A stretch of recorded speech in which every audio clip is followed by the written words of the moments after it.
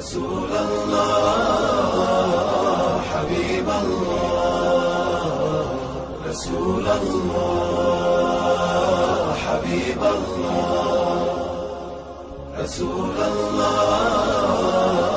حبيب الله.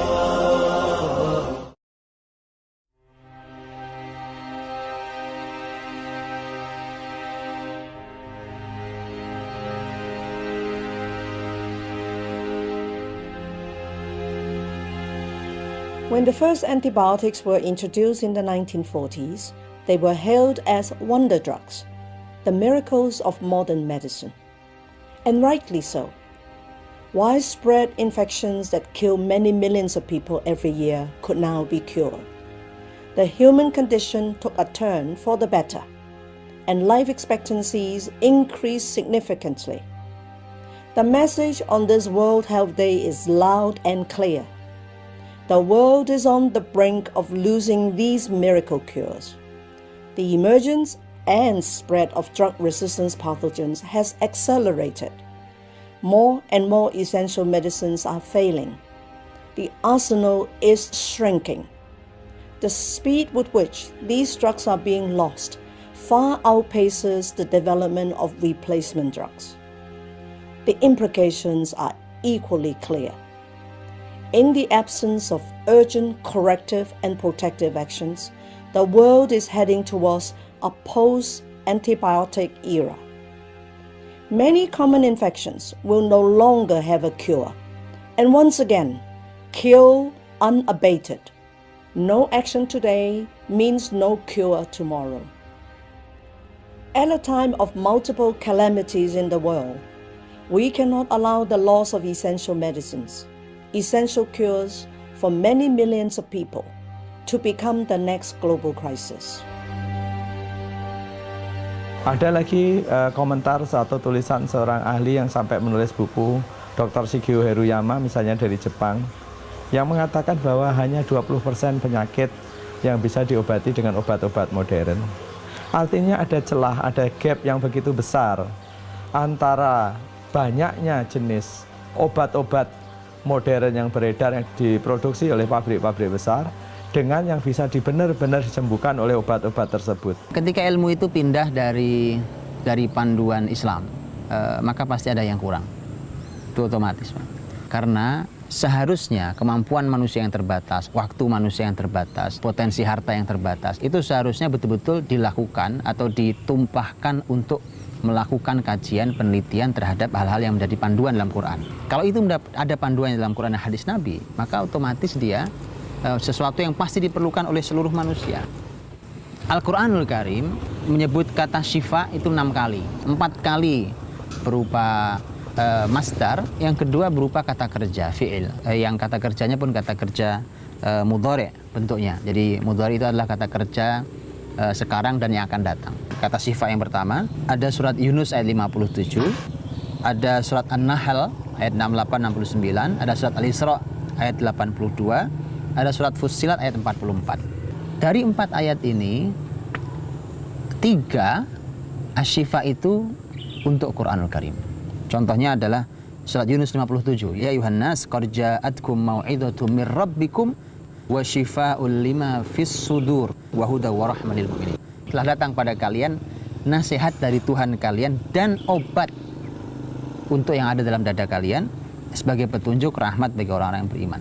Jadi Al-Quran itulah syifa, di dalam Al-Quran lah terdapat syifa. Hanya satu yang berbicara tentang masalah fisik atau materi sifatnya, yaitu yang surat An-Nahl. Wa auha rabbuk ilan nahli an ittakhidhi minal jibali buyuta wa minasy syajari wa mimma ya'rishun thumma kuli min kulli thamarati fasluki subula rabbik dhulula yakhruj min butuniha syarab mukhtalifun alwanu fihi shifaa'un linnas. Jadi Allah yang menggambarkan tentang lebah yang membuat rumah di gunung, di pohon-pohon dan seterusnya, sampai kemudian keluar dari perutnya minuman dengan berbagai macam warna. Itu adalah syifa linnas, obat bagi manusia.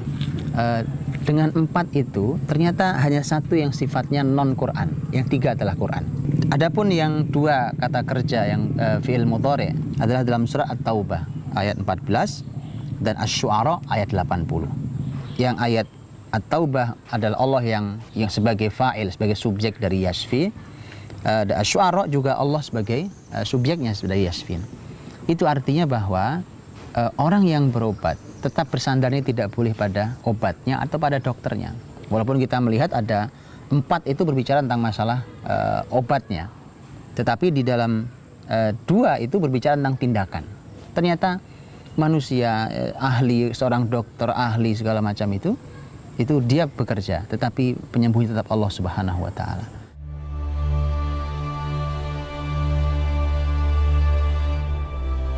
Tib dalam bahasa Arab artinya adalah pengobatan. An-Nabawi adalah dari Nabi SAW.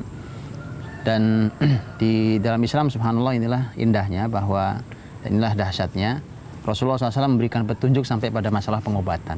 Obat-obat yang dicontohkan oleh Rasulullah SAW dalam hadisnya juga yang beliau dipraktekkan oleh para sahabat dan dokter-dokter Islam pada zamannya, itu valid sampai sekarang. Contoh yang sederhana adalah habatus sauda misalnya. Sekarang diburu bangsa-bangsa di dunia, bahkan dipatenkan di negeri seperti Amerika karena terbukti khasiatnya sebagai obat. Yang sangat menarik adalah bahwa kalimat keyakinan, dan keyakinan ini hadir dari iman yang sangat kuat.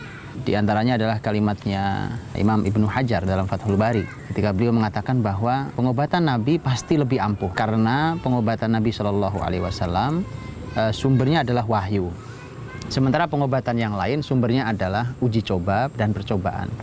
Bahkan kalimat Ibnu Qayyim sendiri yang mengatakan bahwa kalau Anda tidak sembuh dengan Al-Quran, maka Anda tidak mungkin sembuh dengan yang lain. Ada sekitar 100 lebih tanaman yang namanya disebut di Al-Quran atau di Al-Hadis yang memiliki khasiat untuk sebagai obat. Nah, maka kemudian tidak aneh kalau berikutnya adalah lahir para ilmuwan muslim di bidang pengobatan. Dan nama-nama besar itu kita kenal. Umpamanya kita mengenal Az-Zahrawi. Az-Zahrawi sampai hari ini masih disebut sebagai bapak bedah. Sama mengejutkannya dengan buku Al-Qanun fit Tib karya Ibnu Sina.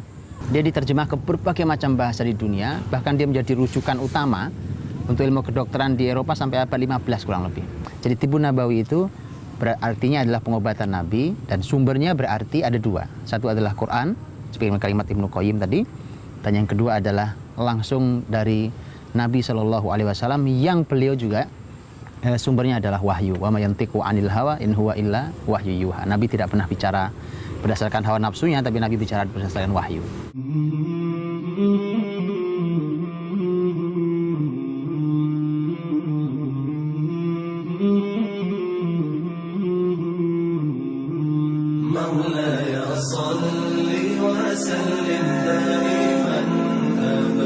Pengobatan ini merupakan ilmu sangat penting dalam kehidupan manusia.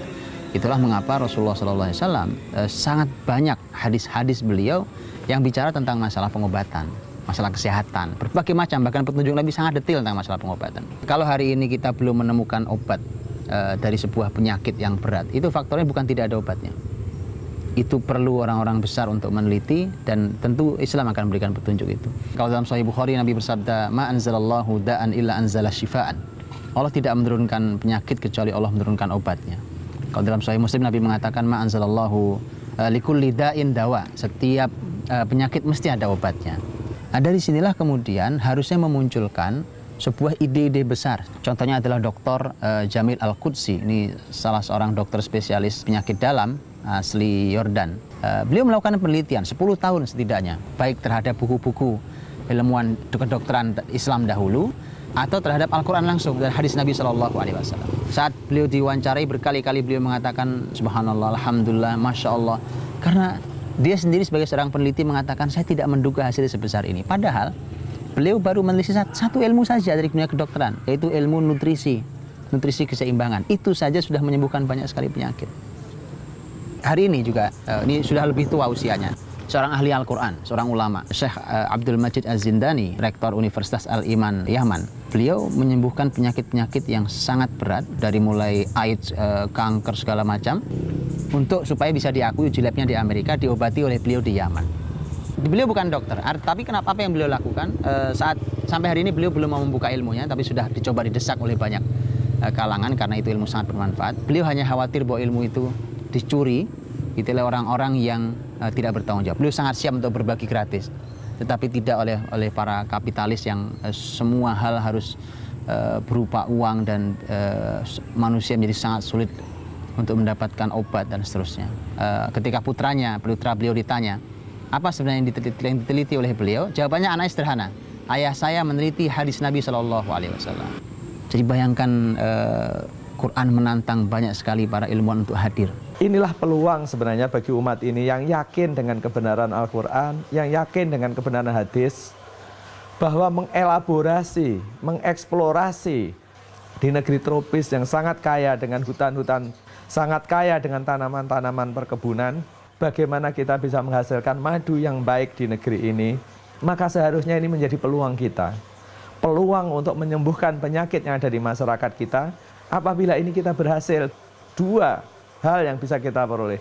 Pertama, kita bisa mengatasi masalah-masalah penyakit dengan apa yang ada di sekitar kita. Kedua, ini menjadi peluang industri, peluang ekonomi yang luar biasa, yaitu mengelola secara berkesinambungan potensi alam untuk kebutuhan manusia. Kalau begitu, alangkah menariknya ketika buku-buku itu diungkap kembali hari ini, yang sumbernya adalah Rasul dan Rasul bersumber Quran dan hadis beliau. Ditambah bahwa setiap zaman muncul masalah baru, dan setiap zaman harus ada orang yang meneliti untuk mencari solusi, tentu dengan sumber tibu nabawi itu. Kedepan, pengobatan itu yang akan memberikan solusi hanya Islam. Quran yang memberikan solusi.